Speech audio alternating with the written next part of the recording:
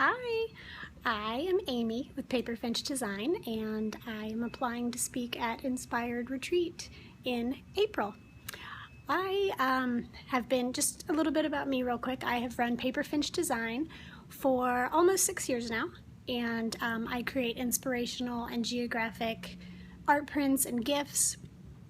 My goal is to help people tell their story. I really feel like life is an adventure and I want to help people celebrate theirs. I've recently expanded into the product gift market and that's been super fun. And my family and I just recently up and moved to the beach. That's my cat. Yeah, so when I say life is an adventure, celebrate it, I walk the walk. We just up and moved to the beach for the heck of it. So what I would like to do at Inspired is speak to the attendees about scalability. Just basically how to best grow their business efficiently, smart, and basically I like to put a little spin on it. A little bit about me. While I was growing Paperfinch as a one-woman show, and this is not meant to be a sob story, this is meant to be inspirational, I went through 6 rounds of IVF, lost my father, saw my mother through breast cancer, which she survived, yay, went through a failed adoption, moved, and finally adopted a baby who is amazing and crazy and all the things that toddlers are. And during all of that, I managed to still grow my business, expand it, open different revenue streams, work with different vendors and big brands like Houzz, Fodor's. You can find me on Kohl's, on Wayfair, worked with Scout Mob, just a lot of different opportunities over the years. And I managed to do all of that through a few tips and tricks that I'd like to share with the Inspired attendees. I want to tell them a few ways to do the work once and sell it over and over again, even for these service-based custom designers. I've got a few ideas on things they can do to kind of surprise and delight their customers, which set up a few templates for products or things like that, and you can just personalize it to that client, call it your signature gift, and you're standing out from your competitors, but you've only really done the hard work once. Some other ways would be, I would like to talk about passive income, like some print-on-demand services for anyone. Again, even the service-based people. Take a little motif that you designed for a custom wedding invitation. You told that bride it would be one of a kind. It still is. Take the motif, rotate it, put it on a note card, sell it on Zazzle.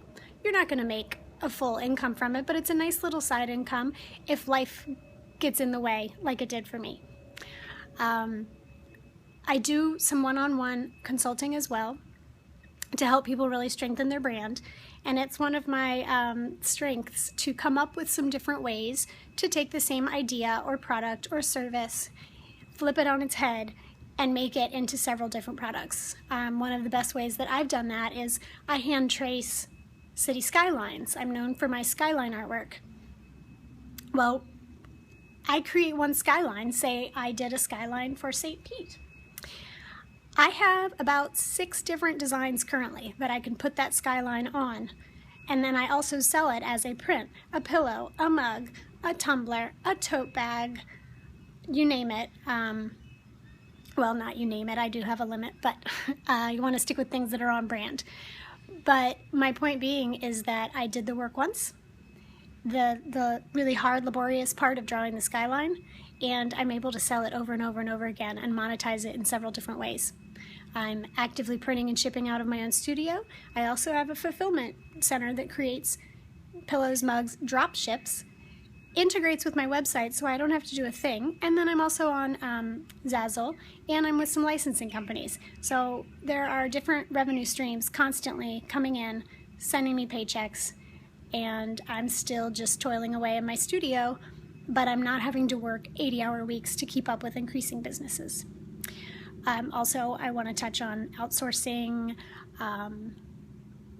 just some little tips and tricks for saving time, email templates and whatnot, and how to make them not sound so cut and paste. And then some other topics. I know the speaker form, talked about some other topics that I might be passionate about. I am really passionate about finding inspiration when working alone, because so many of us do these days, and there are some ways to just shake yourself up and get inspired again. How to design for trends without losing your voice. When and how to know that it's time to hire help, and when it is, how to do it. I'd love to answer some questions about licensing, wholesaling, working with retailers, just different things like that. I feel like in the last 6 years of business, I've touched on a lot of the topics that other small business owners would have questions about. Before this gets too long, I don't want to take up all your time. Look forward to hearing back, and I'm going to go ahead and upload this and submit it with my application, and I look forward to hearing from you. If you have any questions, please don't hesitate to reach out. I know my style is very off the cuff, very conversational, so if I didn't address something, just ask, let me know. I'm an open book. All right, again, Amy with Paperfinch, and I look forward to hearing from you. Bye.